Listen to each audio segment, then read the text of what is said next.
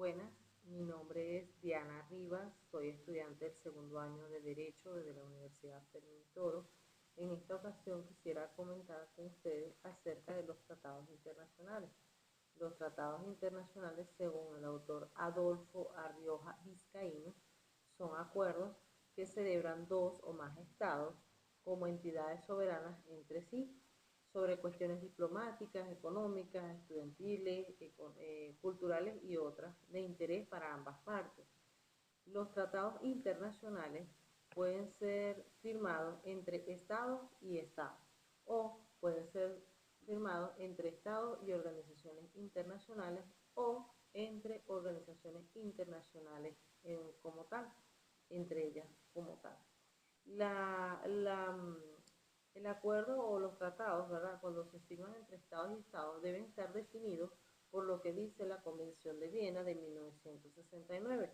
Cuando hablamos de los tratados internacionales entre estados y organizaciones internacionales, se definen de acuerdo a lo que establece la Convención de Viena de 1986. Por supuesto, para hablar de los tratados internacionales también debemos ver algunas clasificaciones como lo establecen algunos autores internacionalistas. Entre los que tenemos de las clasificaciones hablamos de tratados bilaterales cuando son acuerdos firmados entre dos partes. Hablamos de tratados multilaterales cuando se refiere a un acuerdo entre tres o más partes. Y hablamos entonces de otra clasificación que serían los tratados contratos que tienen una finalidad limitada de crear una obligación jurídica, la cual se extingue cuando se ha cumplido el tratado. En relación al tratado de leyes, que es otra clasificación como tal, se refiere a están destinados a crear una obligación jurídica, una reglamentación jurídica obligatoriamente permanente. Y los tratados abiertos y cerrados es otra clasificación. En relación a los tratados abiertos, tenemos que permiten que incorporen otros estados interesados en esa materia de la cual trata este acuerdo. También vemos que cuando se refiere a tratados cerrados, ¿verdad? No permiten la incorporación de otros estados. También debo hablarles en relación a que los tratados tienen unas fases para poder desarrollarse. Una de las primeras fases es la reunión donde las personas, o en este caso los estados interesados en alguna materia determinada, se reúnen de acuerdo a una fecha preestablecida para lograr, ¿cómo te explico? Como para lograr definir pues, el objeto, la intención de ese tratado y en qué materia va a regir. Debe haber un borrador de acuerdo, como se llama, va a ser corregido tantas veces sea necesario.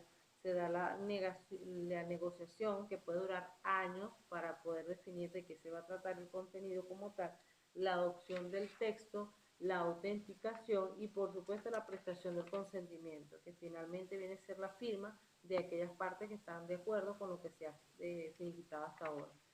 Hay otra clasificación de acuerdo a la categoría, los tratados, ¿verdad?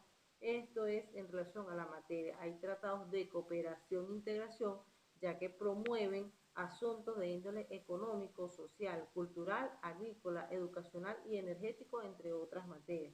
También tenemos los tratados de complementación económica, que refiere a la promoción de la participación activa de la economía mundial de forma recíproca. También tenemos los tratados de paz, los tratados de protección de derechos humanos, los tratados culturales, los tratados políticos, los tratados de navegación y los tratados de alianza.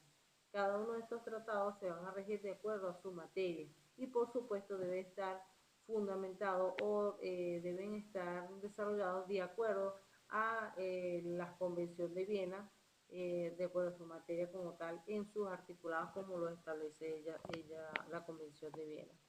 Entonces, tenemos que en cuanto al tratado de cooperación, tratado de complementación económica, promueven la participación activa en la economía mundial. Los tratados de paz son suscritos entre naciones en conflicto para darle fin a la guerra.